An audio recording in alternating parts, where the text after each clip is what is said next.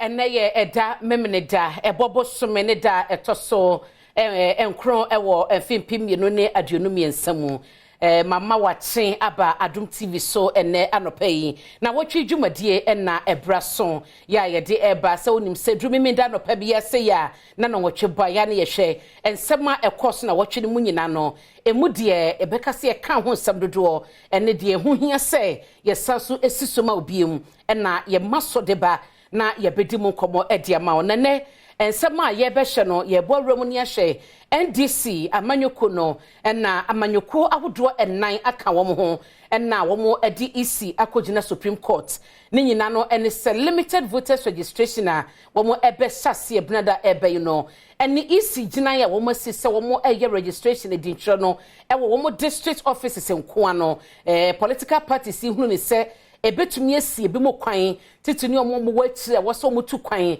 eba eye ba bia isi atena no ewo no ntomo de isi akokot se koto fata bonto so na asamro mo enkawie na enochi so no yenya ntie ese citizen ba konso edi isi akogina high court wonsam kro no aho ye bedi mu nkobodi ama ho na eye posifo nsensem aba na aposifo akukuda miensa edina committee anim eyi nsema no video sa alikiliki abeda emonten ni nyina ne so mo pese mu yi IGP efi hono no eno ye bedi mu nkobodi ama ho ne yebisa interdiction na ebeto abonten ewi etie posifo no asan twiasan edien na ehine fiba edien na ekire ye bedi sankomo nyina ediama wo donhwe mienu a yatena si ama wo ewo na wotwe edwumadie so edien amegye so ene abena pokua ahwenne Adom TV na wo hye besan so aye live ewo asempa 94.7 ba metwa be ho meba mabedwafo meda wo made akire wo.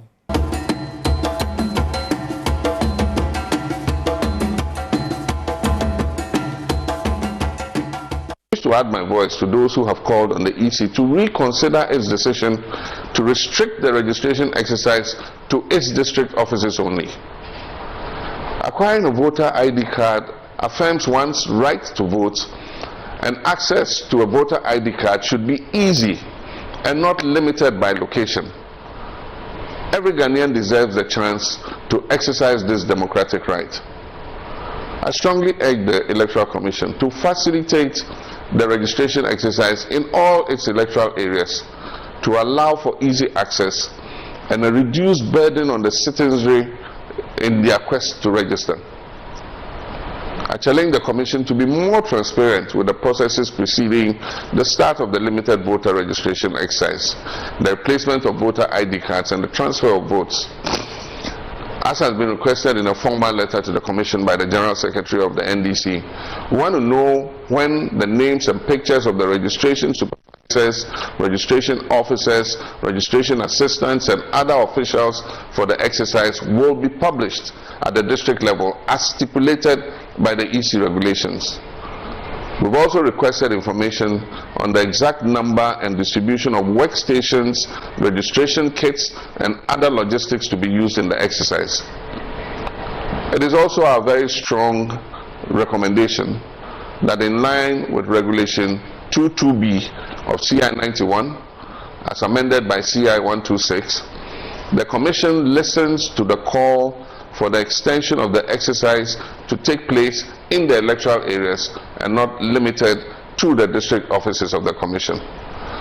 This will curb many inconveniences, including transportation, lack of money to move from distant locations, and access. At this point, let me encourage all my comrades in the NDC to put aside every other thing or activity, and let's give our maximum attention and focus to this upcoming exercise. Let me urge all my fellow citizens, especially the youth, to take this exercise very seriously. It is your opportunity to hold your leaders accountable. It is about your rights.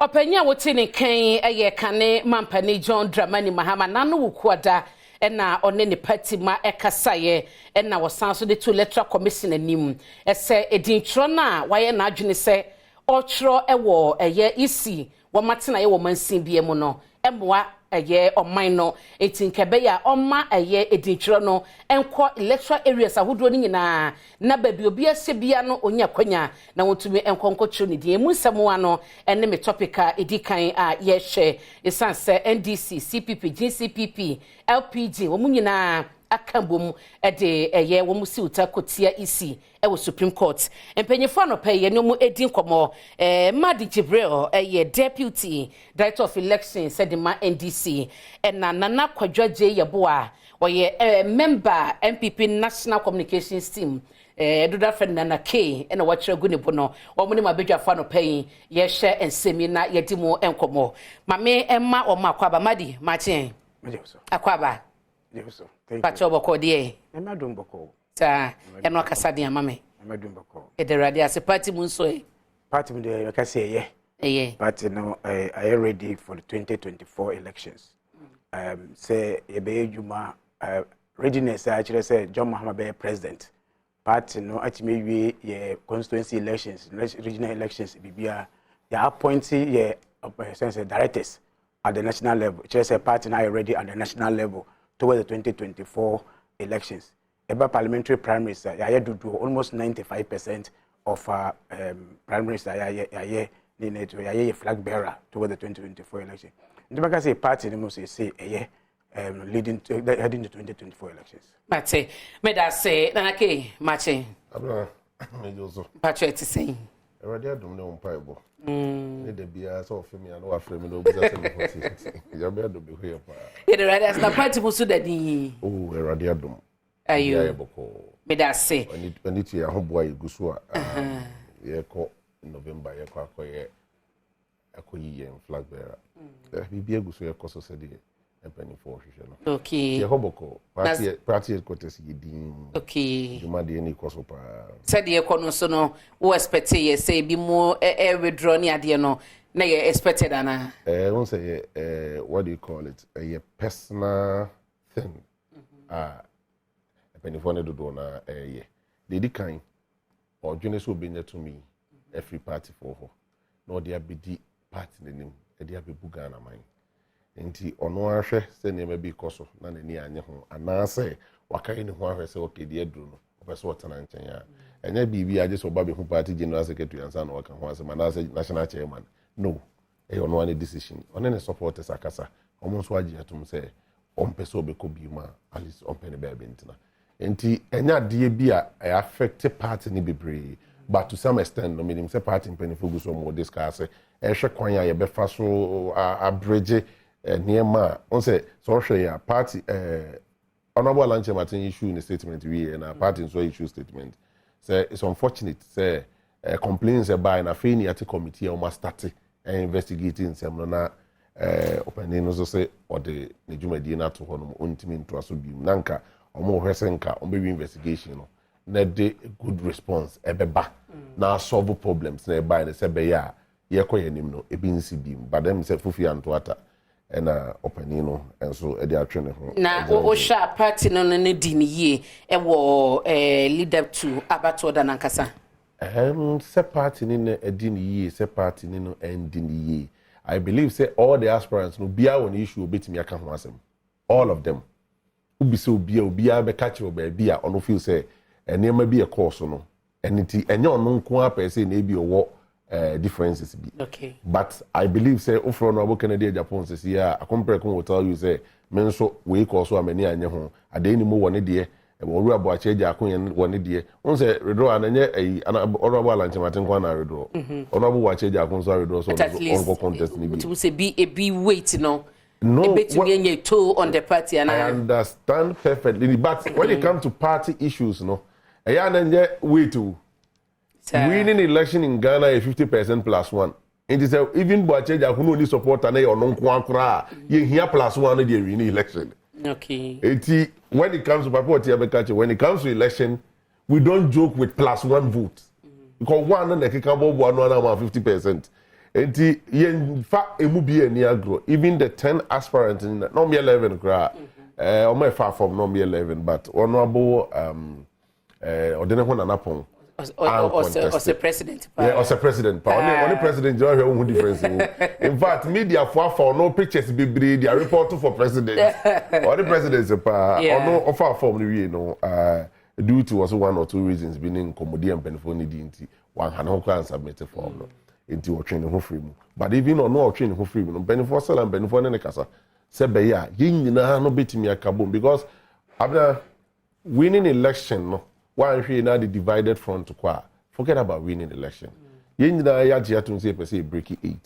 Enti ye be boy ho modern say e betimi aka busua ni nyina bom na ye timi break 8. Na ma stre party mpanimfo ade bi. Abere we say ya bra yen hwe yen kasa yi afutuo nim koso. Because say odwen say bi a obi withdraw into who kosere the supporters are who kosere emodi na chi a you need those people to win election. Ti omo musu fi se bia ye candidate ni bia ye dey fi so no one be win into obi amfana sem fi ho no a time will come you will need them time abeko so hia omo no they refer you to the things a wo ka kire no into on betwe omo ye ho bi pen mamo ma bi nsense bi empenin fom na nsi fom na unity a betimi di owura alan kwadwo kire maten owura boache eja akon kwadwo poku nsafoa ene others no ya me offer ye free akoto omu nyina yem bring you together na me am offer ikwabna je Japan yem fam panifo nyina emra na yentimi enkamum yentimi nkopere to me no to me ni nya de april ofie to me ne pre na nkasa ye ne ma adi gibere mu na ekopere ma adi watna headquarters for over 16 years wo mo ne ne omo kopere say dum katia ye party politics for more than 40 years wo mo ne ne omo kopere me am offer see we be have a chair. Okay nana me kwama di ho me na comment on issue we say candidates amode omoko November 4th Dr. Baumia honorable Kennedy Japan ye Roland ye wayi ni ho film Dr. Free Akoto na opani adanimu emu hwan na wority for me abena say da bia me do share busa me say asem da bia me catch you say ye won krofo a all these aspirants and select so campaign team. Okay. Money ye juma. Me nka obi a campaign team. Me ka party campaign. But obey party argument when no ba obetumi atone ye na party na tumi. Yeah, delegate. You see, let me tell you one secret. Delegate omo head e koso. Okay. Na ye ba ben mo monitor enema bibri. Ye wo position mo monitor enema bibri. Meaning say emre be ba ye be kasa yi about honorable Alanko Jochematin resignation. Okay. Letter or your friends and radio letter or train. I'll give you so many instances. I'm not honorable Alanko Jochematin. What be do something so yeah be do. Okay. You do what make can was but me as a person there.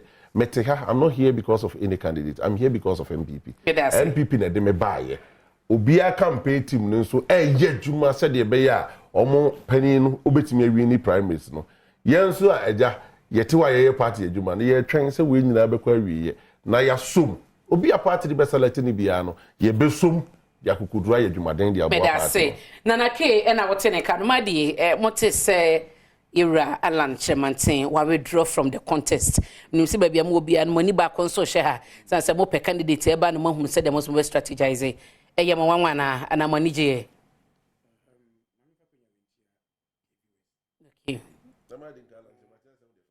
Na mintia minyana na kemi minisia ache minisia I think the first time I saw me show a program. Sir. First time share I've been. Any who near my yeah 50 yeah. So me buy me say me hunya.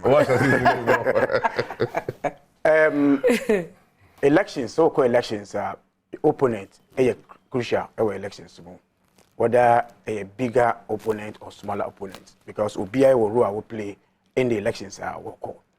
Now, elections, so you always want to see the good side of the opponent, but also no the weakness soon towards your planning now. Yeah, in the MPP start your elections, so from some start picking nomination right from the beginning. Numbers in a track 3, then we know there's a problem. Numbers in the track 3, then say the MPP is now ready to destroy the party with the So it was clear to us, say, even Congress in the party will break into pieces. It was clear. So Amuko ever do 10, do 11. Now he said a Pascal. And that is why even the party knew, say, maybe I could do it, and you're in share by hardware, until you're sonimo. That brought the issue, say, sonimo. Now, you're to reduce the number, now I bet me manage or move towards the conference, you know. And no crap in himself, no way there, however. And true to our projections, it is a Nyamano Ebaye, Alan, a free move. In fact, Alan new drawer, we are not surprised because we share agenda now, system no epe, so we choose to Baumiano. It's clear, say, on target, Alan. Say, a Quembia, so on Behano, a Quembia on Babian, on Bay. Now, because we say, now do any Alan the strategy. Okay, 2006, Lego. Now, Foko, Alan, campaign manager. Strategy, I'm looking at some Mbakora now for no. Would the Bobiason, Bossuni detending pound, Alan better step it down. And on board focus on okay, Legon. On board a focus so pepe, and Alan say, Mr. I withdraw. So there, Alan, and now do omni strategy that I say, we would the pressure to no so he would draw. So they started on their agents, beating them, showing you the character and now do equal elections. Because now they believe in elections, violence elections, no matter how it is. But although there were elections, they few, abontiu, character no ayen tokwa. And I showing you that in Itiwa, but it came to 2020 election, for 89 years, it doesn't care. Once he's a president, he's president. So, Sasubayo and all the chile, Alan. But Alan withdrawal. Alan has been a trusted MP before. Say, even 900 delegates in Kwani, I'll be age one, and they are both being, you know. Say, I got 250 delegates in one. Because for say, and then now don't 60 Mumbai, my Boma promo. Middle party, me withdraw from you. This is what Alan did for the MPP. Just to tell Ghanaians, say, now don't any structure, no more point of yes, how to trust someone among the co-elections. Just to tell us, and it has shown. Na so amampani di kan beka say oni favorite to be our candidate nim nti the party no epe no na omon select enye enough say wayi ne ho afrim why amampani me amampani akufuado one can say one haircut or haircut. Oh, you see, don't trust Nnawotwi in any statement. Every political statement is easier, but we all know what happened behind. It's for Nnawotwi to say one kasa one yanka bibia nanka one kasa word no he have not done in fact nanka one bo nankasa. It is part of the statement. He will come and tell you, but he had the structures that are working for him. Into the case, I don't know issues. One case I know, for instance, the poor case of Obama showdown. What brought candidate upon to call and say, "Not the memo showdown"? Only one idea or more year wait, even though I case assembly. But these are the issues. Okay. Into Alan withdrawal for us.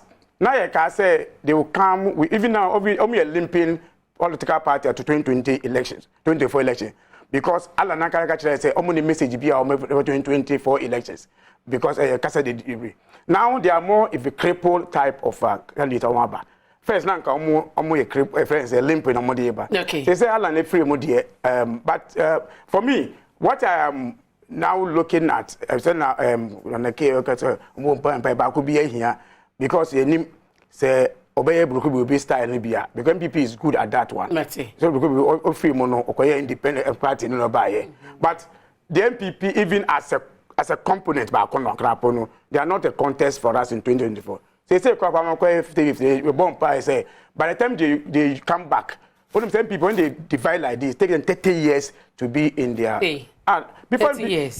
Check their history. Wow. Check their history. So we are taking in 2024 breaking the 8 more can I say break and pass say breaking the party and more year. We wish them well. We wish them well in this endeavor. But I say now I don't know what to say. NDC Upper East Region Chairman B, former Chairman B, very unfortunate. Is it true? What me confirm? Which was the former regional chairman? That is what the news trended. Oh, because you see, former vice chairman. Okay, former say okay, yes, one of our former chairman. In fact, vice chairman say film but didn't ask for the detail. Where an immediate past vice chairman. One of the that's what they are saying. I didn't really. But me pacho I can't hear it. Yes. William Akanyele. Yes, that's the Opeso Oma Abusiana Yakwana. I say Jaya Baidi. Then I'm person me confirm from the NDC and the be an no correct. It's the man be say one. Mama Shasie ewo Madi Honom ye hu say NDC and 4 other political parties SU EC ewo Supreme Court na maye hunu munyina so ntia mutusa na mo.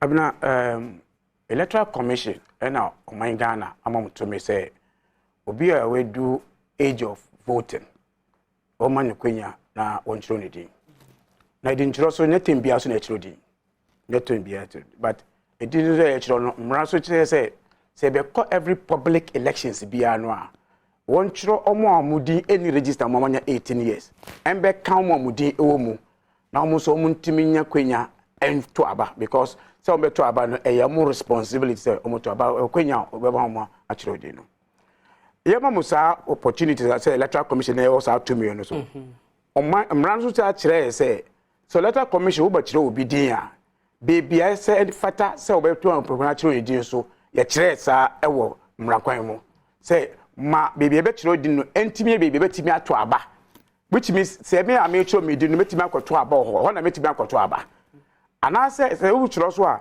even betimi akoto aba no so enye baby a e accessible ye say emma say me ko kire mebre because idea right obeba but o man say enya simple na encourage you na intimi man ko febre and participate in democratic activities because ekoye how me show interest some man for so and show interest in democracy no a how ediba o man no because one man me to me o me kwenya antiment decide there me pese me that is the time among for meeting be they do things that we don't tell who's in yama this in yama so why nanka say enye hu say how mu distance mu so we should give this opportunity.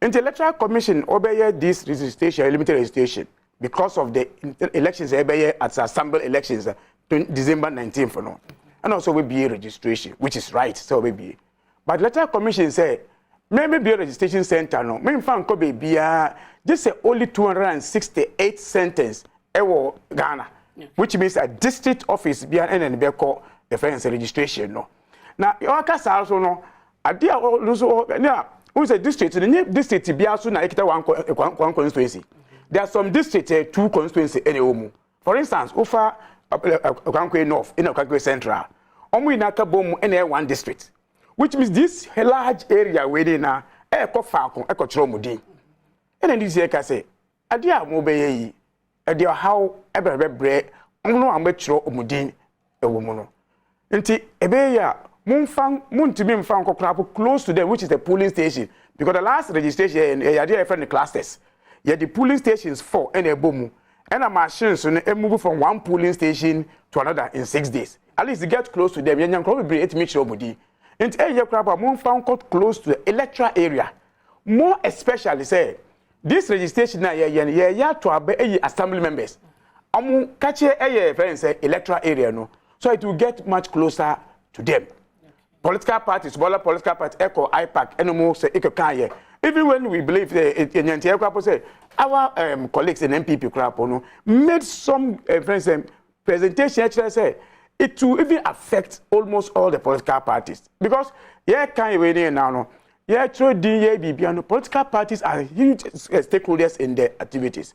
It affect your mind, affect your mind because you are now going to transport even people now to come to the centers. Then come about tensions among for war because who district office who be through the and if one area of the district no or be only D our center agent na onim obia within the areas no then challenges we here na ntokwa see at the point it say man for benya no say be easier on from ben electoral area which is even better closer to us.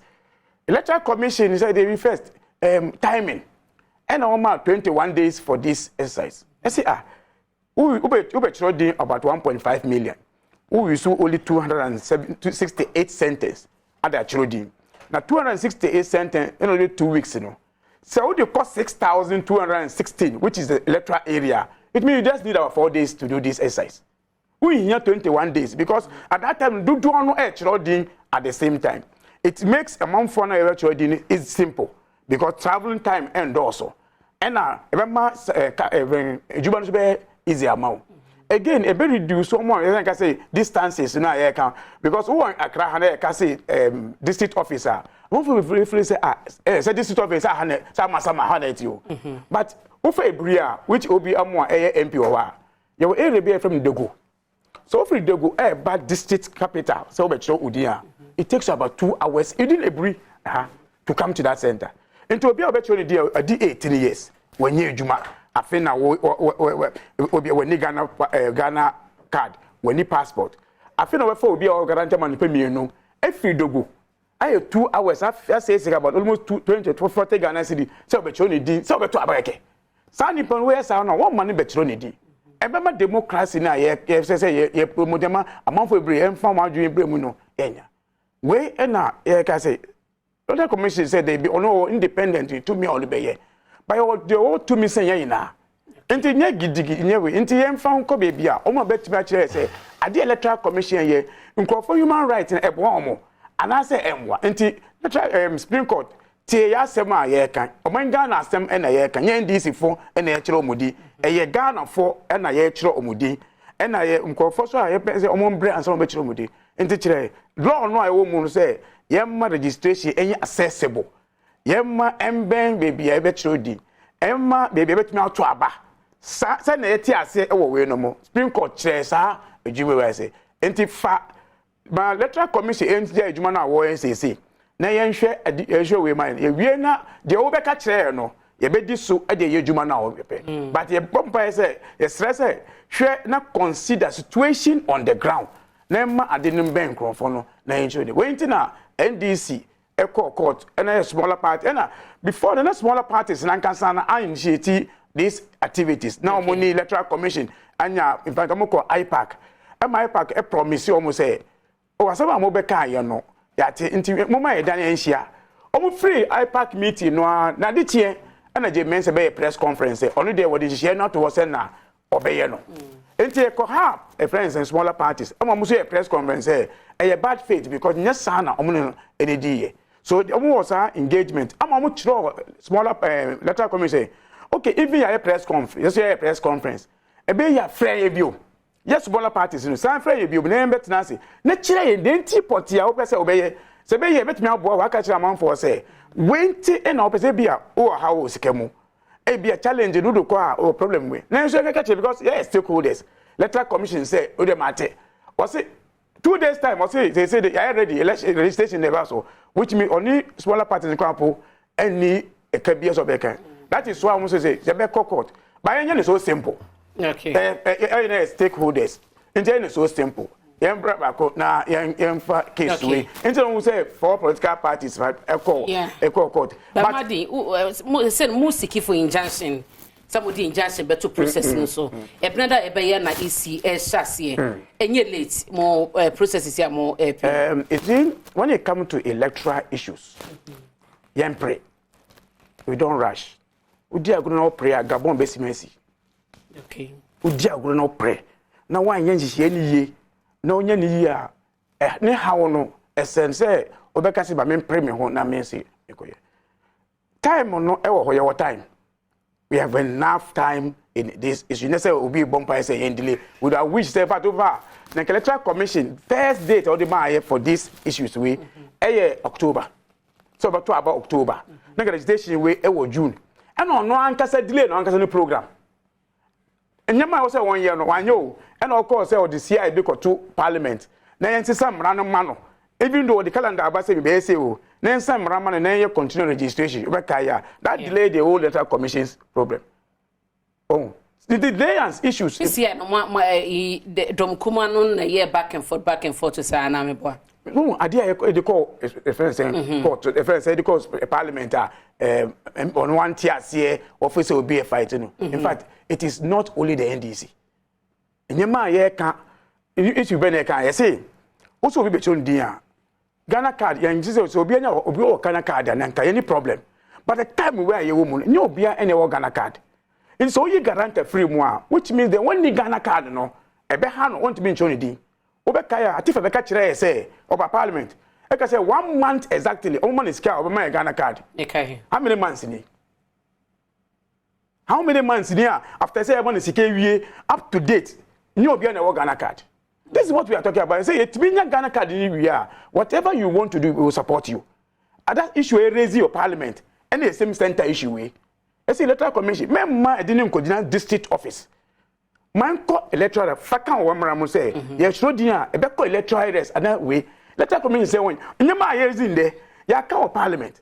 Nanka wotie ya ya say NDC MPP kwa ka say ma me mfa electoral area nka ho nanka issues 3 emba en moko IPAC so wonyi ni se bia ka mo so ma no bedru dwom ama asem nyina ya say ma resolve dan say what to na mo na wie one announce date omo ye publicity e bo ho dawro mo se de court so bi nsim kwan se ma mo kwa IPAC nko che mo adwen fato political party 6 na e call IPAC no ka sa ye no omo then o chire one is the biggest opposition party in Ghana. Eba IPAC big small at least. At least. Yeah, issues ebetimi aboa o man no. Oka chire say ehun as a big no, Iowa parliament ebetimi aboa na ejuma nkra po no. You raise issue in IPAC. Of course yeah threat to democracy nti won't accept. In fact Obabonta ka chire say when ya political parties for advice I'm going to create another advisory body be okay say eminent body be say or no guidance or who chief imam sumuna be chire no. But what we are telling them at that time is say over institution electoral commission officers free national region districts and they don't have any officer again. But political parties these are a very okay political party last officer at the polling station. And some of them, MPP has 5, and these have 9. Until the information brought wow, it's information already free from difficulties. Until you share, and yet you share because it is the interest of the political party. And your minor challenges, and you can answer. In fact, your electoral areas are issue proper. There's an electoral area, the polling station A2 pay. Okay. And your community, what is A2? Because I didn't tell A2. Electoral area be a 45 polling station. That electoral area, no, the polling station back a community. Even within that community, you can drive about say 45 minutes to finish one community in that area. Okay. And the electoral area is just to make things easier and difficult. For front plain area, most of areas near our front plains near now, no, just across the school. This all cross so. Into microphone na cross pentu cross river first one. Aba pentu aba. Ansa na aba district office aba chodi. These are challenges I hear can answer more. Mate. Say IPAC na ye be ko na say ye nko. You wakacha say enya IPAC nko na ye decision. But they betimi abo on mine no. So when the smaller parties in fact here one information. Say Obi Amo is one of the experienced leading member in the IPAC. Wakacha almost say idea we am be this time around no. Emwa. Mate. Into the is an issue of the go eba here. So enya about say yanko IPAC and I call IPAC. But the problem is say ebe boa o mine and I boa mine. These are the issues that we have. Madi Jebrel and Nnawotwi ne kano na ke de ekoso no wo hwemu a isi oye din tree ache na fi obeye bia wo se meye wo district offices 268 offices na ti ba bia wo bia no e wo se oba district as a political party mu hunu se beboa omomo wase ho mpeso munya kwanya to aba no.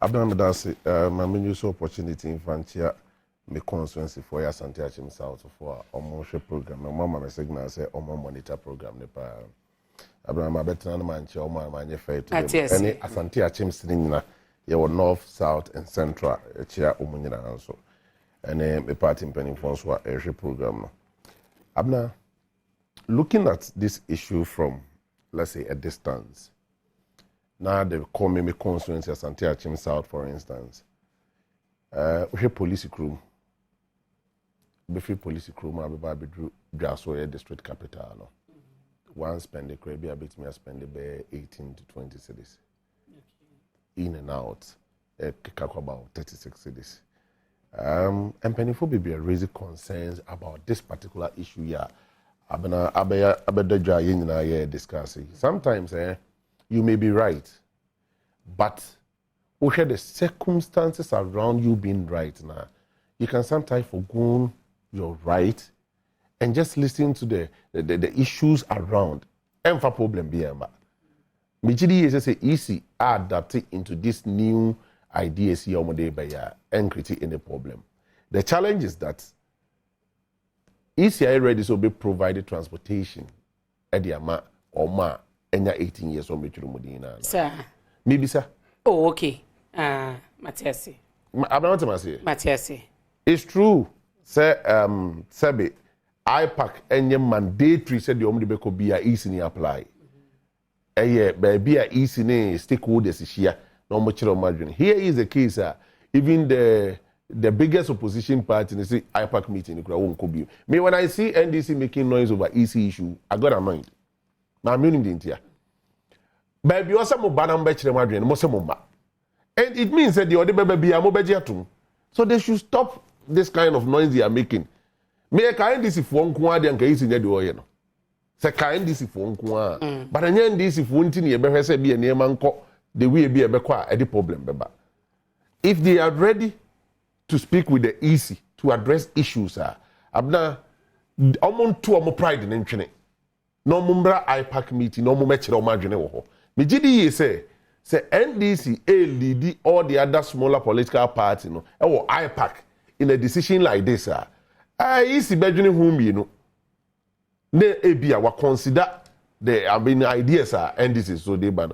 Let me tell you what nipa back one of the experienced guy in Ghana politics say dem ketu aka ho bi and sometimes monitor the IPAC contributions or the man now mo se mo fadi nyina enko what wegu uwi anu abetena radio TV so na wo ka bu nyina ni hwen said decision be obeteki no e affect me. That is why you invite you say come.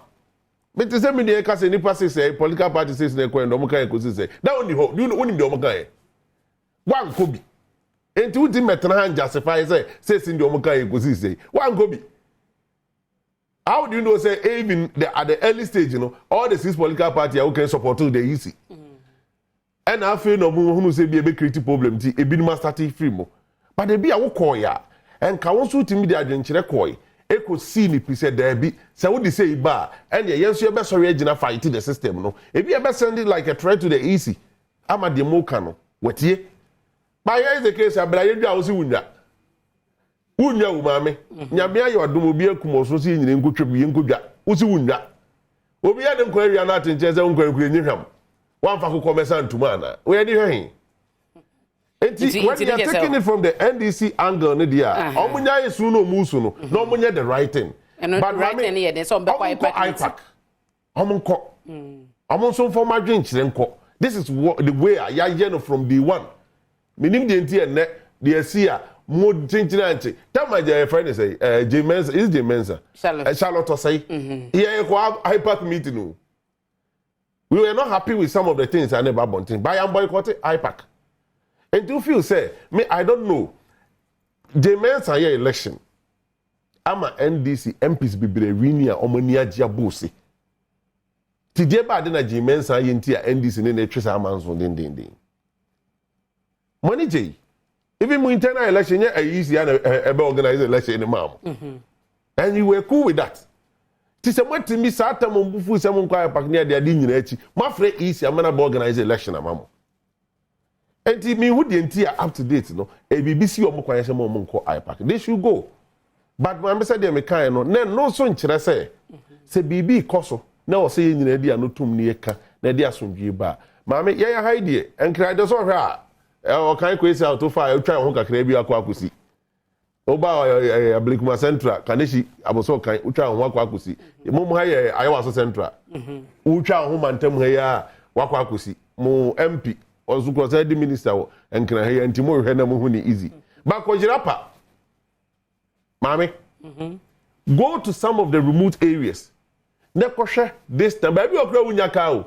Say moto ni tuja, moto ni passes in a Timoto niso. Mami a bit na a year friend say, I madini baby, I'm making. Or motina pong quechi. Okay. And what dear two kwaba baby and son were benyaka. I've forgotten the name of the village. So you ask yourself, you have to consider all these people. Transportation as some air can man will be to Memuha. The whole year, secure balance and new 500 cities. The whole year. To such person who catch Uncle 5 in 2 city and found Faka and go to the uncle. unless say you say okay, so district level na still like easy person here there. Any of mine moka near high bases. NCC strategic points are. And necessary can go to media. That is the point. Sometimes you may be right, but due to certain circumstances, also for going right. So shall you see Yaman as one was registration one say along the line. Almost yeast no say yeast in any public for. The institution a paper into agreement with what the majority are saying because you're not ready say embassy who the embassy be who. Made be America, a be 1979, normally early 80s, near Mrs. Omemono, the youth, young ones, maybe on the moment. But I call my free Mikromuja Aswa. Momba the Omod betting you, they see 1999. It would 2000. Ye Jasso and another question per time, Yamifan the currency, a enough be a party ma Kruma, or your party and to Kwasi. Ninu about also Pakunya and the Dico for Puja for Bebrom Ranti. Nemranti bufu dani kuru ibutu ye. Mame, na me think na kwase mi kodi Christmas. Oh. Nento ko ebe tackle yen. Mame na me demure mu for 4 days. Oh. Ye den yazo. Ye ne nkokuo na ye pe na bofre na yedi. Because obete ne say a soldier for na toa bankran he tete boys adwane bankran ne die ne aka forest nim. Ebi a wunhu we bi dan tutu abebo drum no war drum ento kwansi. Nesia, omo emobo ya mumma ene nkwala. Muna mo mobo. Ti munyina mo fuma no ntombi. Ade bi ebese o man yaso wie no. Yen ka ho asem na yen kan yi na so ntwa. Me de megidi yi say easy no agitum na o move from the district level no to even electoral area. I think you guys are fighting for electoral area, not even polling station. And electoral area mama different from polling station no. Obi electoral area no. And no to kura just of cancer no wasan akọ. Obi electoral area. Closer, yes. Closer. Ebi abeba mo constituency mu hayi. Ebi am electoral areas ni be 10 15. So you look at this constituency, what those electoral areas no. It means obe foka akura nyi bebre bia. Dan say bia beka so bi foka and free nomra district office no. Nomra emeye. So I think say to some extent no, easy no enhwe na all respond quickly. And sign na court nzenzem na yentwam na process no entimi nkoso na asomdwe mra. Na say de ye kan wo hwa made ye kasa no so bo no kan o de bi so bo the MPP. I know the onim de work. Adenti na MPP as a political party. Mu issue communicate ma MHS bia nyese mo fo de NDC kaso. Na so mo so mu gidi se isi emma edincho no kwase ho no mebeboa ade na mon kasa ye say munyina mani ase fa mo ho bi no mame me director of elections ye Owura Evans ni ma kwa kasa. Okay. Na menim se bia went me na ensem o kan no he's to some extent supporting the ideas ye nua no other political party no because he raised almost the same issues say yenhwe because I just say baby a NDC for I'm getting it all wrong they say omo kan no market say be a party wa ba mu do betimi abase ne nkrofo e de omo kwa omo akotwiro mudin but when it comes to election I know he know and nkrofo abe baase omo do omo akotwiro din they will not vote for you so omunyai he knows omunyai me contest president election e wo King's University me opponent Kofi Kofro Mamba school that day nyina ba beto but the last 3 people don ba be hu say me no me contest they voted for me me the 3 votes ni win ti one former ma bi anke pai me ko run off no are you getting it it the first be our boss will be did about doesn't mean say o boss ni pande ne ba or register no nya card no beto aba na ma even anybody ne ba nim the political affiliation especially the o man fe no nya 18 years 19 years no o fa no ho nya political activity bi emu to bi ani mbadu gina ti ukwa madam funi ma de o ma de yanko ne nkoturo din ato aba mai na amfo ni nyina be ko ba the end of the day o pa ye mo mo nko anto aba na hebuta obenya wo ho and that argument doesn't hold and this should stop that na say ye kanokre na ye kanokre ne ye nkire yadwene maka da bia wo zam no hia me ka je say o ma we ade ba kwa ma hwe say the moment abe ne NDC MPP no the quality of the issue no wa lose the quality of the issue enti Momunyai, let's address the issue the way it is. Now ye nyai de wo kochiri anam de aba fra na ayimete say ye ka even party was what dey say no na mampanye Kufuado etiwa chire bibi kakra. If you are talking about the leader what demonstrates were violent, John Mama Kufuado. John Dramani Mahama ono de wasakra de na no aka so my way mu when it comes to unleashing violence nobody can match or no John Mahama ne ma di Jibril I mean what violence as he so big case of violence when it comes to unleashing violence say ba say ye botu ye kum nipa ye bomba e prama so onim the history of NDC here metimi a kire wo kakra bi ma me say o say nka be hura mane o nsa no pa e odi ho ha Rollins time ku no mo ye no ya bwati nja mama ye say dun katia mo dom ye okrum ha no ye sa man lie ni abo naked wagina tables ni asa so for lie na o dasani kutabaji no ba ma me say o gina hui ni ayi ni ema yagu ho ni ya kire sofo we ye ne he usiniti we ye ne he so we de mintimi nka ni ya brim sofo ye de asofo bo ka to twen wo mo eno na do mama e ka ho asem no twen ne fom kosi so wu ye mama NDC panishe ma e wo krum ha egu industry say nyuma ma de say onhu bibia wrong with that and what he accuse him ampani akufu ado say onu mum no ye violence ma ko to do mama nsem o kan ya kire no o say NDC, they are from the revolutionary root. Now, when it comes to unleashing violence, ye boat, ye boss, ye tresican, and no be a demonstration of Kumasi NDC office of Kumnipa Bakuno. Okay. No more practice or more violence, no. Ma di no train you or and who ye say, the general of origin or didn't want come with would say, hey, I said, don't get any journey to it. The Mochiran Palana, no more, you know.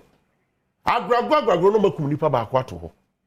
So me seremi nuanom when you meet say ni e kama me nim say me menye that kind of chinchina anti politics no moma yenka asem a e de ba wo de cut that angle no dia ma me yenyine woni ma hyehyɛ yemfu ase e be pulling out violence pa omunyai unsem say da bisa say omu de former chairman bi yaboni tu akunu nye so da no wu yaboni tu akunu dia na kofa ba ye oba na NDC 40 radio TVs no moka e na foko e na we ye ho bi panyu mama yenya isa de na ye no me de me gidi se ba bia ba bedru no maame o man ba bia sei aman atwa ye ho ahia se be num e na ku asimu ye tutu president ne ade soldier for take over those countries we shouldn't preach war ye was soldier for man mu ye mo ye ho modern say ye nneema ye no especially ye opportunity better radio ni TV so no yen kansem maame endane o man yi mutu okay na emum edi me no mie ni betimi akoda na ya sori chena nopa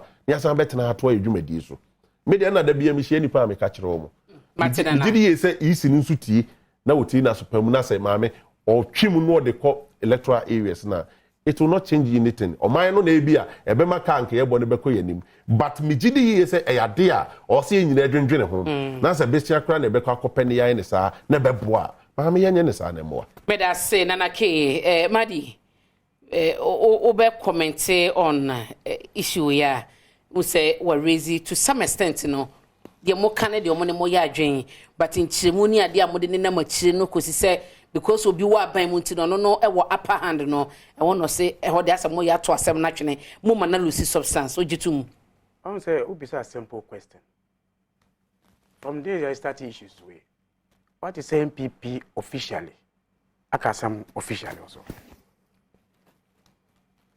it's you. I don't ID. You see, omudi ekire asema ye kano because perhaps they feel say okay, yeah, no, ebe benefit here. Asema mo kano. In fact, that's idea. So we a political party. Who kasabo party for say we am for bebre. This is the time we want to see the MPP say, okay, we are going above say electoral commission from Sukra we support here no. We there idea wo yen enye we will talk about it. No statement about it. No official statement from the party MPP on this issue. So, why never benefit no? Send electoral commission about and that's electoral commission about so they won't about yeah. So who ever benefit to now obey this idea NDC for any political party no ebe boami enti say me so ka bia na ha me a and me nya di na boami okay so we expect them to say okay idea here can Monday they say nche bia Monday and again don't forget say maybe here bia be boa we ni na no e free aban no if it's resources electoral commission or me say resources ni wo ebia be na ka chere say me resources into yewe because who can say electoral area mean yes come from mouth and protecting that one. Who know why na one. What you say? And I said machines no kwakwa ye to ye no. Asat na when you say machines na ye debate for last election so it's 8,000 pieces. So machines na bia say e bia o me no auction na ma to anya shares bia o no bia o mu hu say bia ni o. Mate. But say political party MPP and Kasan. It's like the same thing Okas NDC and IPAC no. Let's hear them on this issue. Say I'm passe Ghana for natural di omo. Baby electoral commission electoral commission enye ni ye no omo beka so say enye but we believe say if electoral commission does the work very well boy na me da say mame ko zoom na ye ne Owura Anthony Akwe or ye security policy expert was Center for Security Dialogue and Peace Advocacy ye no eni komo na ye hwese say baby e gina no the course eba isi so ese onfa edinchiro no enko ase honom na enye yie no betime nya susanso bi se koso se ya na ekoramu wo mawie eko 2024 na betime nya susanso me saka yewra akwa ye ne no ebedisa enkomo no na nti se officially na okasa Evans ni makon wakasa e de aka but officially se mudi communicate eba bonten akole on the EC ese onye ni se no party no mine sir mama NDC in for official statement communicate bi amabon but at least omo the suit akọ and omo consent na said the omo deputy director here working me director akasa communicate baby na mo me ko zoom mra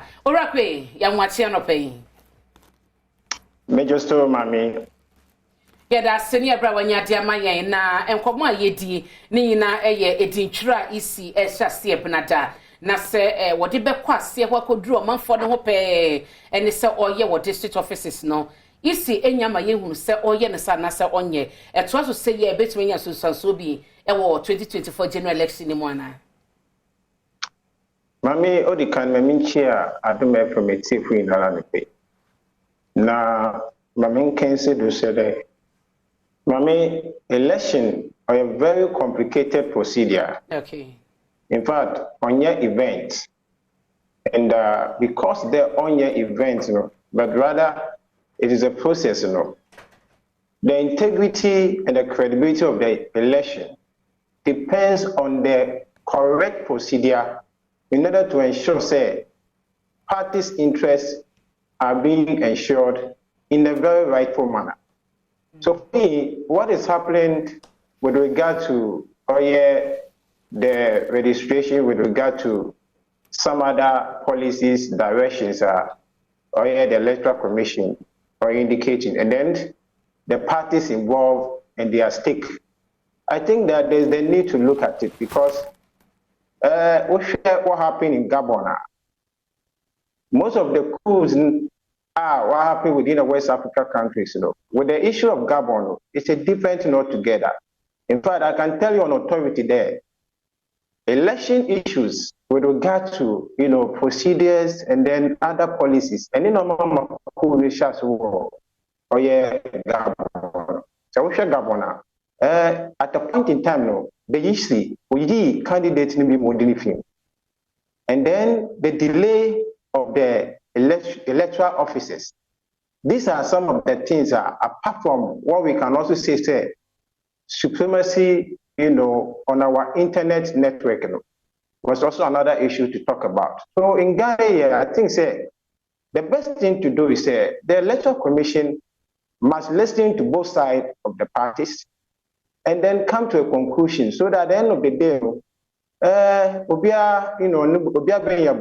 because mind you, election comes with interested parties, and the best way to go is to listen to both sides and see the best way to handle it. Ora kwe mpacho ubejina so amame na yenshewe yeba yebetoa na watwi dwumadi no so edi amawo.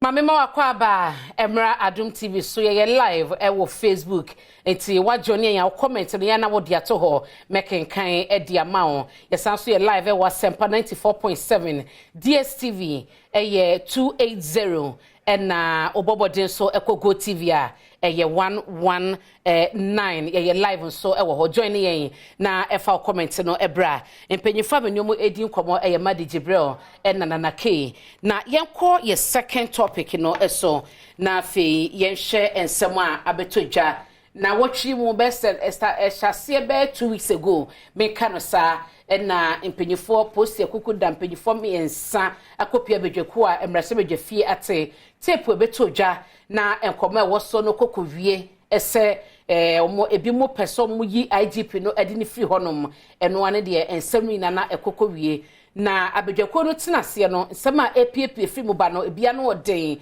nti yefiti na wotwe besi mo ebnada de kono mo kodin kobo no ewo kokomu a enam se eye bambo nsemuti no ontimi emfanto abonten ye di mu nkomo interdiction bi ebaye ekowie tire police service no withdraw sa interdiction no ma suspended ehun koma na ye di mesha se wona na ke honom na mabisa no de koba video class an betodwa ye na bugri eni enipa bi yesi woda ye police for payroll so eni ade ehun sama ye bebre no a ye beka se finality bi betumi aba e was sensemi mu the new development a eba no ana mameni kan emfa ye the security expert no yewra akwe Martin bi makwa banso Mejeso media once again.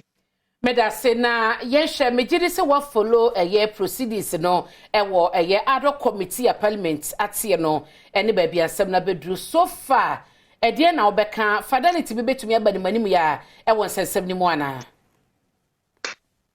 Mami se wonchi bi ba oye institution like Ghana Police Service yengim there oye the internal security architecture of the country. Se wonchi no se oyada negatively no oba affect Ghana and also there positively no oba manyenya solutions within the problems or image from the Ghana Police Service ni na bejina kwana yade dam wonchi another protocol and back the conflict in yade bafado ehwe ma all kwado with respect to oye parliamentary committee one engagement with the actors involved now. In fact, clearly no, it tells you say actors are more being nala directional more than a word tone.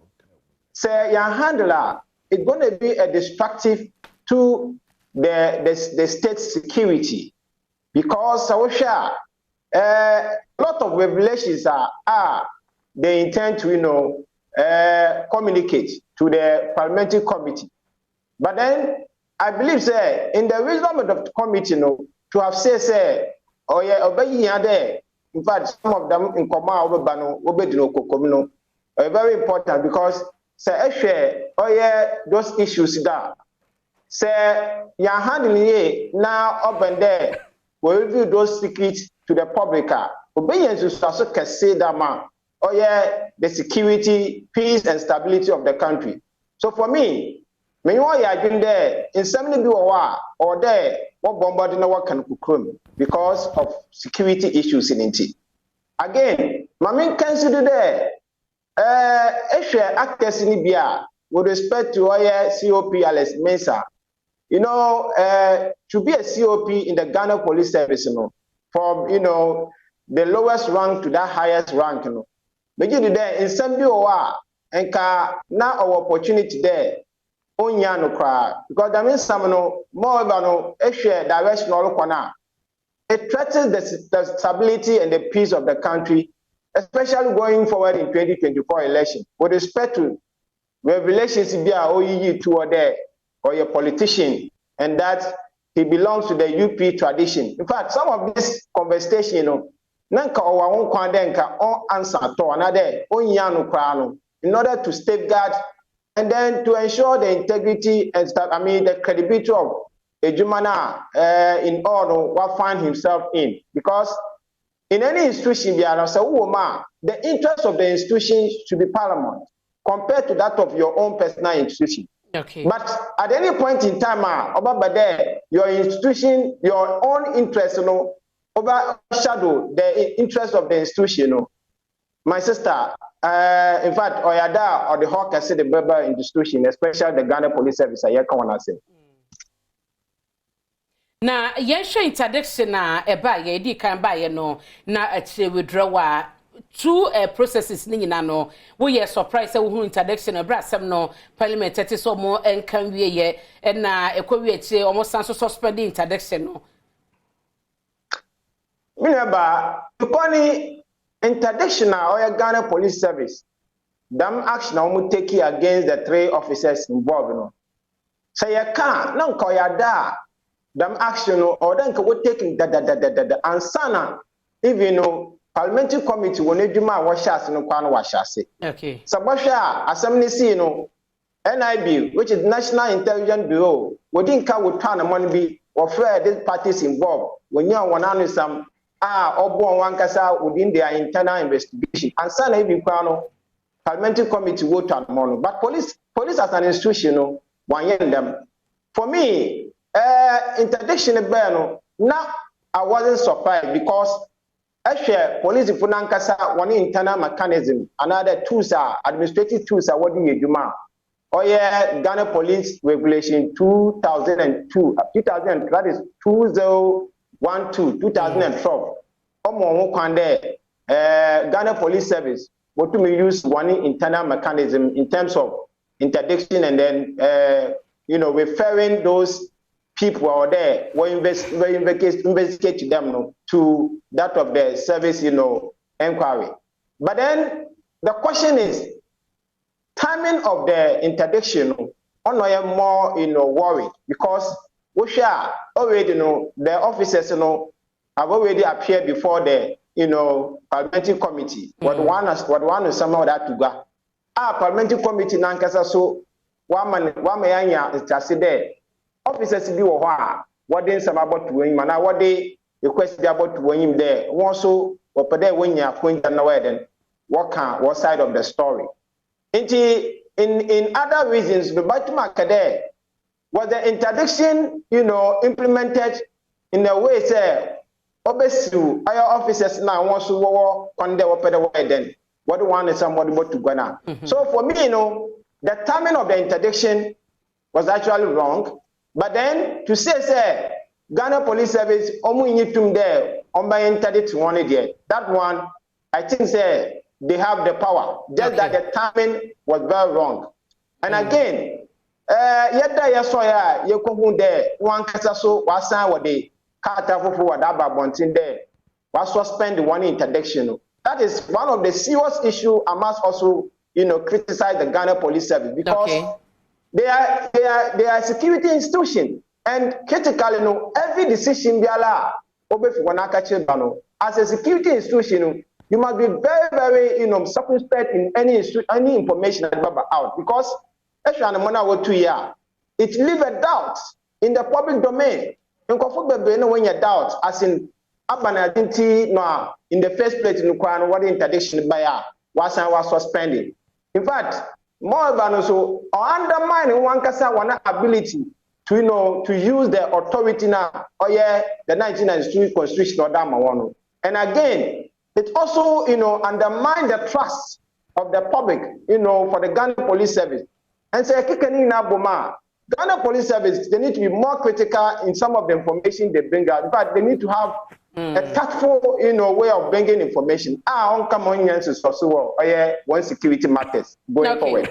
Na my share the development as empanyefo mi ense koye nyina no edin ba ko mo boso ano IGP ono ane bopa na omo ye recording no ono ane bopa anaso no na leak ye akọwie che video cry ye sanso share on social media point to the fact say chief na bukra no eda police payroll so abosun bi oje 10,000 Ghana cedis or say allegedly or na IGP payroll say mo police for it is alleged and na etuel ka wutie the conversation na ewo video ni mu ade ekoso ni nyina no ebi conclusion ke be ya IGP emfa na dwuma ne to ho no for now na ehwehwemu no ni bibia enwi ansa na ni di ni clear waba because of we indicted one sensem ni mu no wo view ewo ho den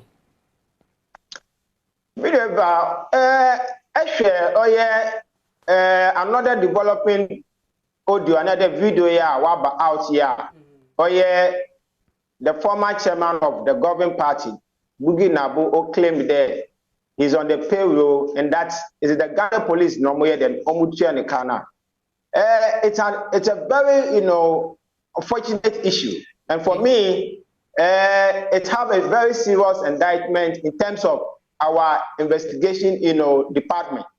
And then what I think it might be done is that committee over there as the major of agency say oh yeah new video now on my task there one second say the video in Kawan or the bombard nana when your video now as part of one in terms of references where establish the authenticity of the video. Okay. Now at any point in time so share kasa or cordona it means that it's the same IDP issue and the same IDP issue where Bugi Nabu or two more than other court done or committee.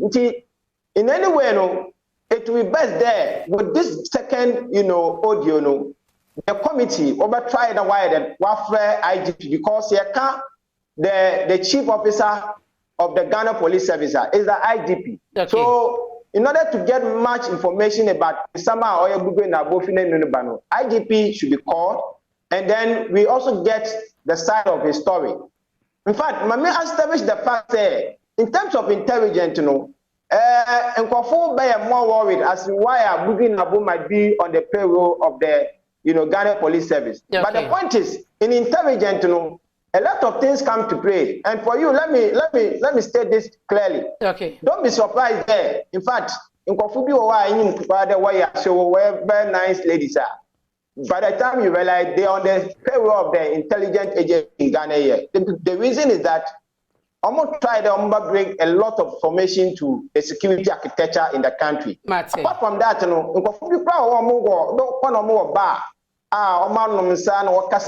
all those people, you'll be surprised that some of them might even be on the payroll of the intelligence agency. And then again, people are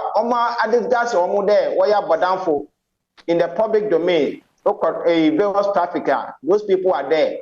You'll be surprised that those people are on the payroll of the security institution. So for me, I would want to invite Bugi Nabu not justify why are on the payroll of the Ghana Police Service. That is if the tape is being established as to be an authentic tape. Okay, my nasi. Eni Brawanya Ede Amayen Anthony Akwe, a security policy analyst at Center for Security Dialogue and Peace Advocacy. Mamemra Studios, Damesha se e wona na ke honana mejiri se wa follow processes ni nyina dia bedrene video abai so wanya bia hwede.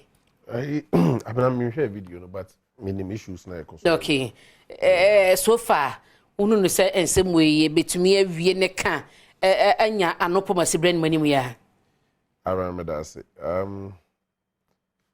IGP sense me first of all when I listened to the first audio na me share trend that ye dey man that audio no yeah man so mama as a Ghana for ye ni adwuma ye seriously the way na ye man hype no na me hu ni say as a Ghana for ye ni adwuma ye abena ba bia woti engo follow bi some better na how so what I say na wo jitum so sir and what is wrong with that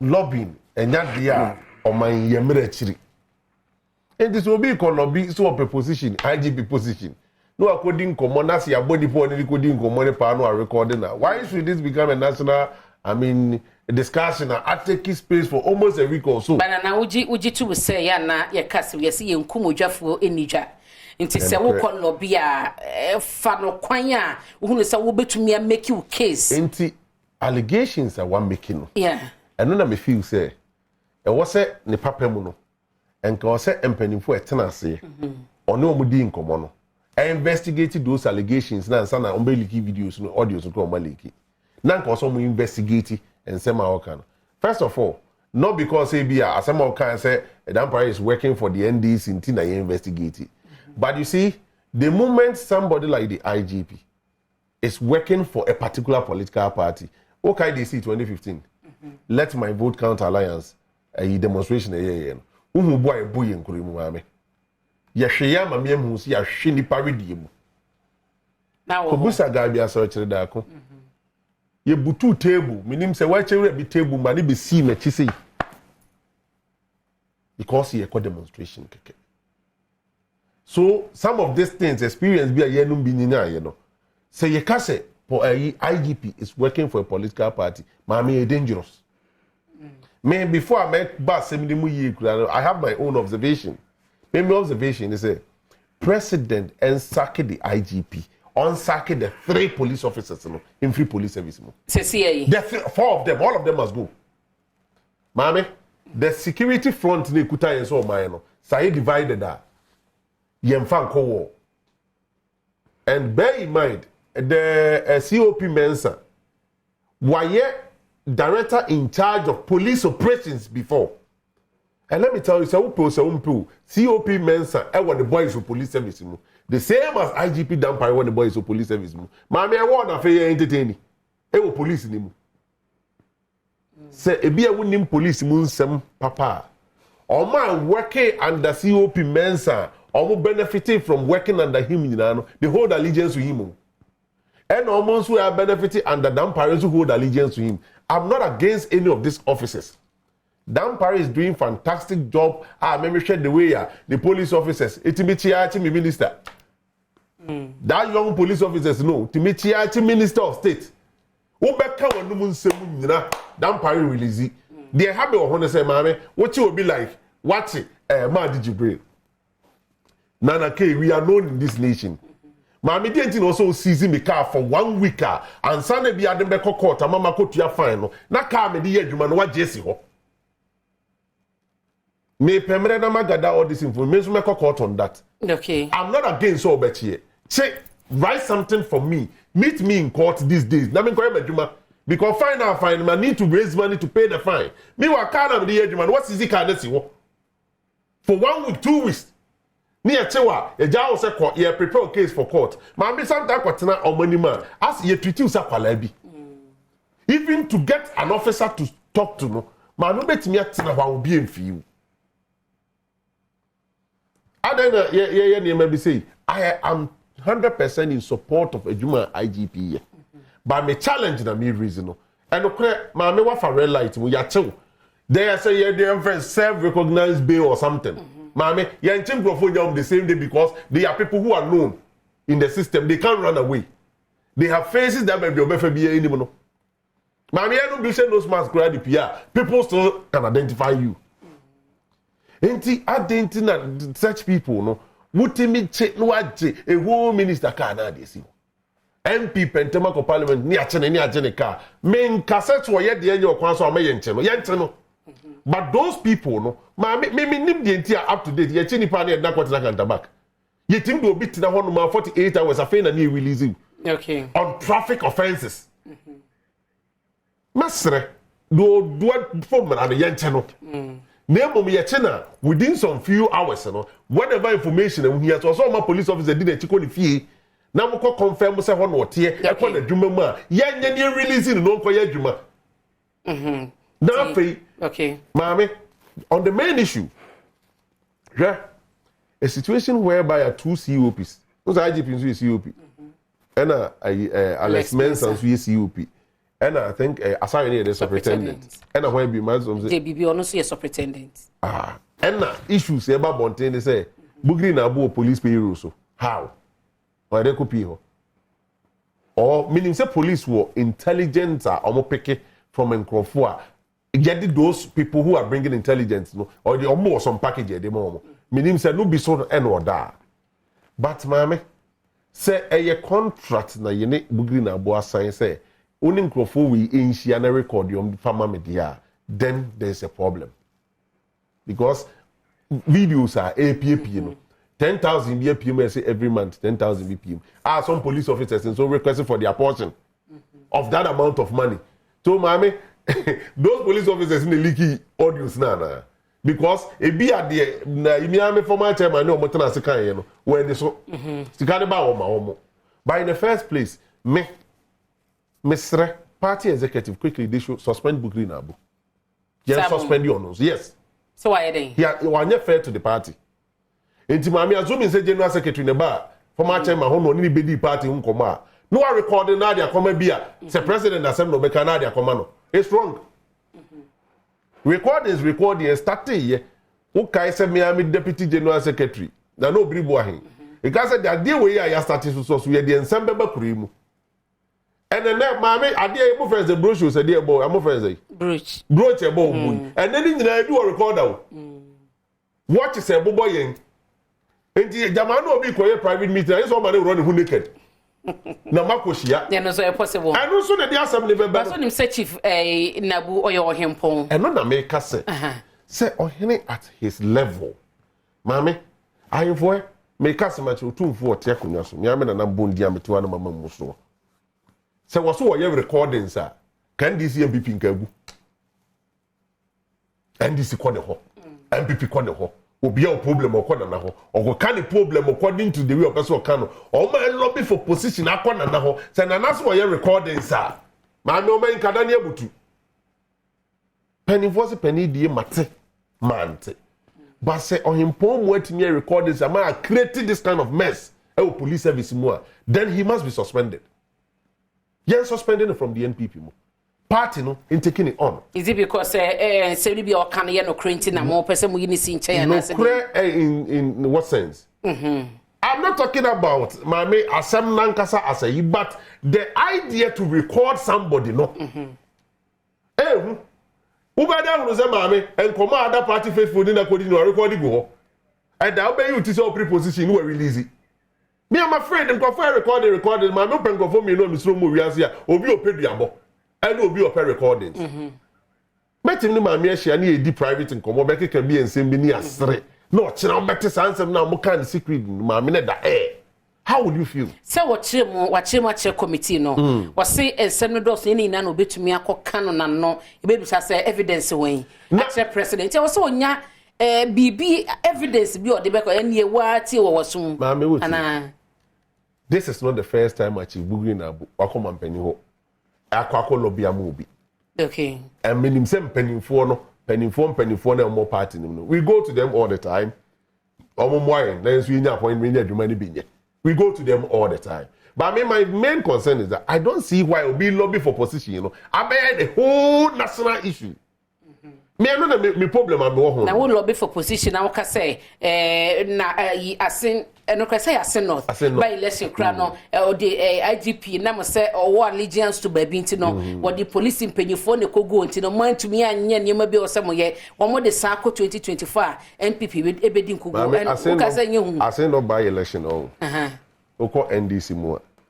Se madi be kan okra wafidi so a omko ba yo mko wini kura no party faithful ni be the leadership atem me party MPP mo opa friend na bi no nka mani huna wo hunu asen no for ho upon all the MPP platforms no maame atenia ye di na bi eni ni team ekoye adwuma asen no for nya adeketoa does it mean say na me so ma record nam dia beto abontin because e bia me nka say me tan na bi because e bia me tan na bi nti na those in 7 nkrofo kan nam dia beto abontin. Okay, internal matters. The ambassador Moti as say the discussion was internal matters and one can't COP Kron say may record the na me dia kwa president and I may record me COP no also ko share committee no ni se mo kan already ni nyina wakizi IGP say IGP na abon the password recording information now so nim say IGP abon the password ko kan material and akowie che set is like say was so da police payroll so and some ekokoso mame I'm telling you say and some be afei na bi be pia mate na de be ba bonten no ebi e be ma ba bia me bi gina sesi ase mampani and news and pa phone ni nyina free wono abem because say the cross say me am ni apani dan pare na ampa osoma so recording na e de be nti no be so ase recording no what must say, mammy? But me feel say, or say the Dika Mampany, any party in interest in almost suspended Bugunabu. That's how police officers for Inna and interdiction. You must them free police service in him. You have new face in Bra. Nana, or more the fees away with you, or bet me a fair. My Juma, my dear, say what dear Chicka. And your money be a what it's a Jones Savannah. Yama so far back on the police tapes I started. They won about the response of Minister of Interior. May clear say Bibia MPP as a party, the president say just to take the IGP out of the system. It was clear to us. National Security Minister the Casa. Yes. Mr. Interior Rebecca said. Minister of Interior. I say tape now I cannot more be fine because Nadia here. That was his word. And internet is a president. Two. This is also to show the character of Nnawotwi if truly were a principler. If it's very principle. Say nyama ye ni na no enye say bo party on elections this is a time to show. Nti onye den. Machiro. Nti okete to wati. Oh nyama esi wa police service we no. The same thing that happened to Charlotte say. Okase, omukase oni Sule deputy ka say, ni deputy ka say, and now do mama say yem find some crofwe. Go and check what started with Charlotte say Sule Amodu anyway crofwe. So you also side Tobo. You get where I'm going. But the president say we petition. When the petition today you who the petition. That the petition is in the home. Oh there be a young man there. On my constituency say obi petition on penny because that institution no obi petition. Okay? Where issue where abano. Bukiri ma bu ma yeti say what call the way you know. One farm na bi. Ananake. One farm ma anybody. The one here start tape no kwa no de come on penny Nnawotwi. Eboa. Nnawotwi so pe say Nnawotwi be kan dey say yampa ma obi a omo pe say omo yi IGP to boy. Can you imagine? You take your time and listen. I didn't take my time. What do you move, baby? I'm the president. Go see your catcher. Madi, don't do that. Okay, when you start starting mischief now, you better say show. Don't do that. Kawasem. Who says the same people very fresh? Say, don't make say brain. No, I'm say we didn't from mom. It fall into the architecture. Say, you put tape no ko. One pedim tape no. What here? Ebe dey let me up a friend say I'm found go bonten investigation it cannot get to a friend say dampare for tape no call. Now you get the people to come and speak and destroy the image of the police. Then you can get the opportunity now to take dampare out, take everybody and then bring the people who can lead them to win 2020 election. And yes, said you can say sanity and tape ne babonti na no yeah honorable Ambrose Derry ebeka say we interest because tape ne bibi animo no. Na koso no mum na call for the probe no. Call for probe. Call for probe. I'm saying it's a system. It's architectural system. Amoto to ebo. Then now that is why I do such stage you know. You hear the person. Under NDC has where you Juma Alex Mensa. I don't want you Juma. When you Juma as a you people, and you should do be until say where you do as a professional person. Now this man is able to kind of say, oh, Kasa, he is even speaking on that in committee, no. Okay. Just now to say, okay, baby, I could do yep, upon Kasano, and me pay IGP, but ye per se MPP in 2024, and you'll be able to manage MPP agenda. The track of the issue. In fact, issue I can you be pay IGP, or be per se to me be say this very election, one block, no. Because to say some can say you know election is a mafia game. And what's the mafia? The say to a this kind of mafiaism and amoye. Until we get some elections to the crap, friends so this is what they want at the highest level. They say they are losing elections. This year and ye down pare. Now I'm fight the way MPP card bearer and continue as IGP. We at the damper when I appointed Nana. But Madi, and if one a pushy, a mechanic tape back for now, interior ministry and as a minister about to go, you know. We had members of parliament from the minority side that they were pushing and calling, say, I was saying Shomoko society. That's almost a trap now, minority. Saying, now, sir, and this is fair. We're talking about the elections because it's the sensitive of elections. Okay. Because some way, no, say I'm afraid for probe. Alex Mensa and all the cast MPP ni. You get it? Now go back. Now by now, Nagadia Mister Interior can say young Gungu Nagabogu. Okay, as a Minister of Intelligence and Parliament, I can say when you are some way no and win ya. Now do they win your elections? That's the word he said. Okay, but today it has come to bear say Sankro for away no. A BFO said they be say you don't parade free war. Yeah, elections no. Because election is mafia. Say the tape so. Like you say the tape so. It is because of the inquiry that any attack is ever. Say these are the people police service more and the MPF say because if you now do not tape away, who is in charge of security by that point? So what issues way so same way the court to abontine kan one stem na mo for kasa it is same say be at police service now don't believe he wanted to do right thing could have done the right not even everybody knows. But how do we know said the chief Nabuka say what the audio do come president and pass president in Sakai? How do we know that? Oh no asem na wo kan asoyene o say na now do and the man or the bank man penny nti em fa no word no in the first time okay say anas here anas 12 the way home GFA no the first person to watch was Ronaldo. What the government Ronaldo say share issues no na do block no because they know they want to use it to use friends say Anas GFA chairman no that time no Kwasinya Ntachi. Yes, you use him as a sale good. Just say kobo na empamo no. Ndi na na empamo Kwasinya Ntachi. Okay, deputy. Madi. This issue enye IGP say a IGP. No na do pe obetime IGP at any given time you want. Obi pe ade obey.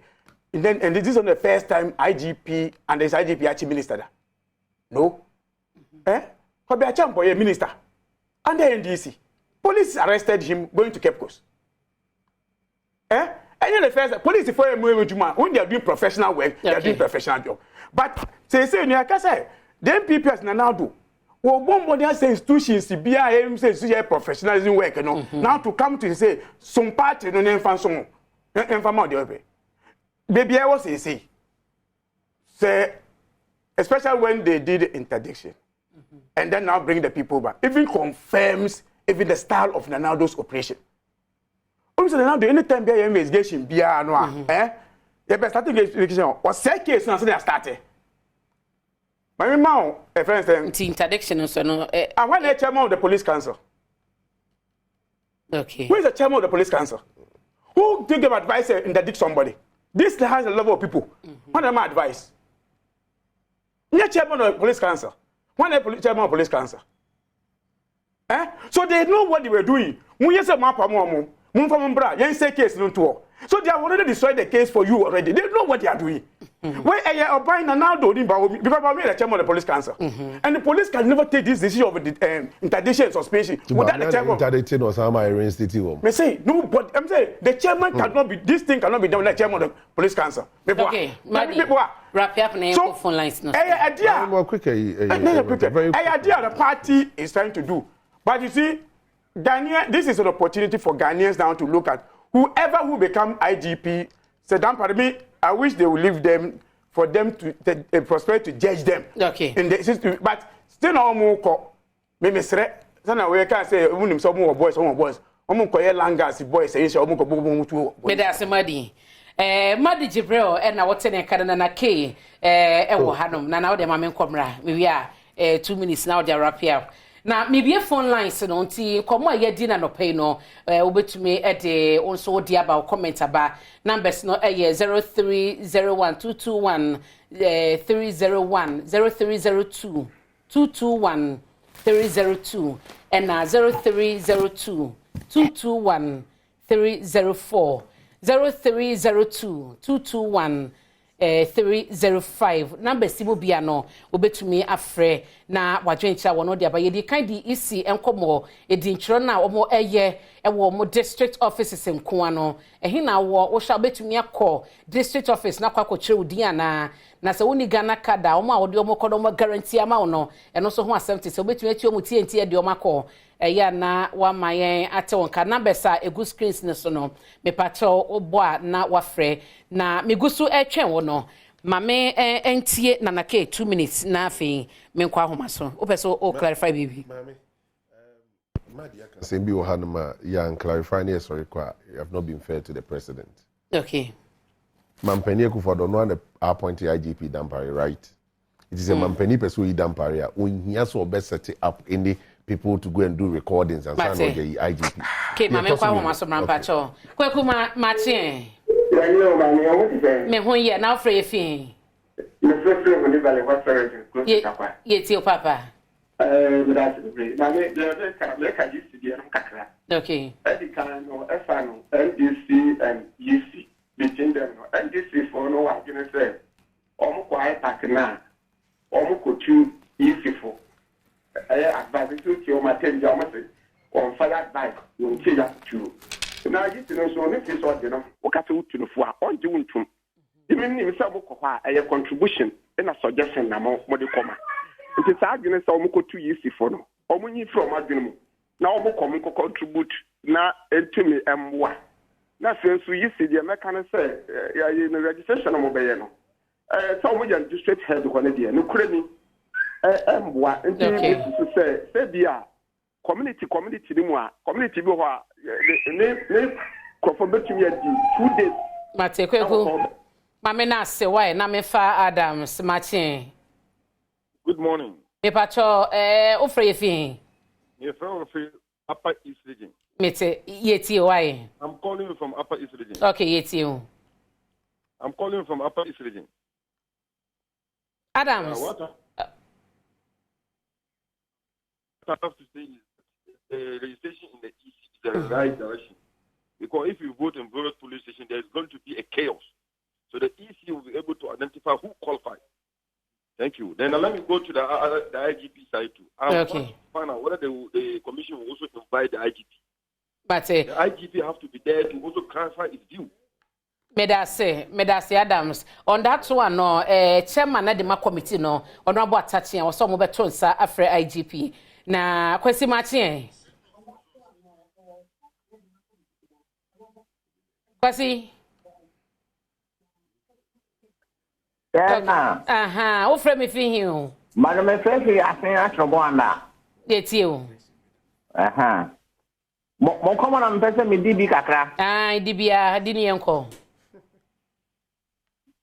IGP issue no na mpese me kan bi me ni susu say anka say obi e be appoint na as IGP no also go through the rank and yes a political appointment. It sounds like most of the people no they align themselves with the certain ruling government.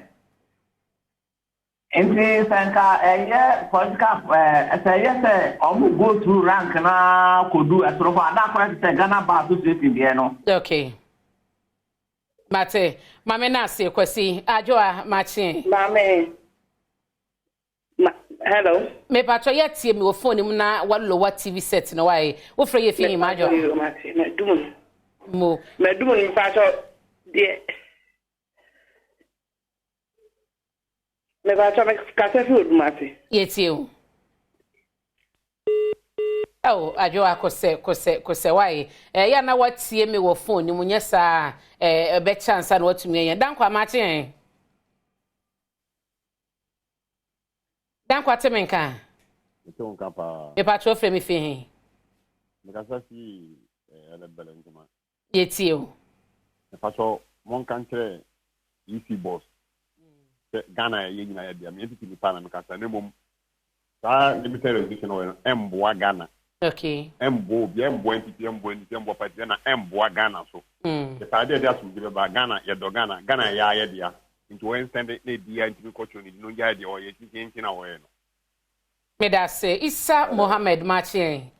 Good morning, man. Pastor na hwe. Nyame adom na afre ye fi. Yeah, na pastor bo ma me balance. Na tena mo kande amzebia minyana akasa de okasa jisia no. Ya mamu na ye no. Was appointment no say ye obi a say ye obi a ni para o wa bidi o ma no bit my age man no fa mani pa hu ni bia ana dia mumia dia no o ti ho dia se ma no kan dia na no ano bi wa de bi ni ma no kwa ma nan kaka ba no kro pa na ma no ka ke me da na spa se dia ka no ko so pa me so be da se ye for ye mo achi o ye mo achi Okay. Me ba cho dini ba bia frefi. Hello.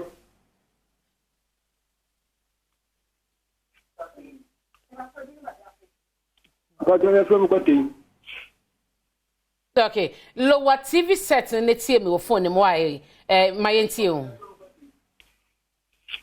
Pacho. Okay. Pacho ayi. I'm see you for no yin nam pesa me kan kakra. Me ba cho ka me.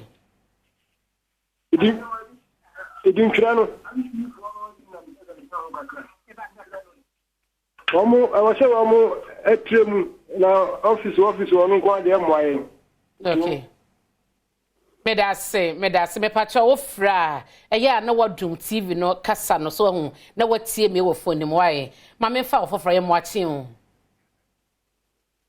Joseph Martin me Joshua mami me pacho frefi me pacho me frefi wa ye ti ojo me atama kona me pese me ka o se atama ya isi ya mo kai atama o mo kan yi ya be bo o mai ni nyina na tell papa the okasa sisia no asem na ya bisao asem na si na isi be kire waje ena nana do esi blame case at the end of it all no ye nya additional dia bia mfrim was all say oh ade o maye eye ana enye obama critics na wa ma recommendation fast forward dey koya ni nti ya esro mo nya koya betina wa mo kan asem aye na ye wo fi na echi no me da se aja ya o machine Yo me Joshua. Me pacho free fi. Me retired in first class in that man. Now you can me retired policeman. Now about what the simple way say police ni to ya GP we are commissioner we are why na the concept with ya influence about one outcome. Intimate that plan ni ina mu na menti obi ade ye police ni ma people ballot box kan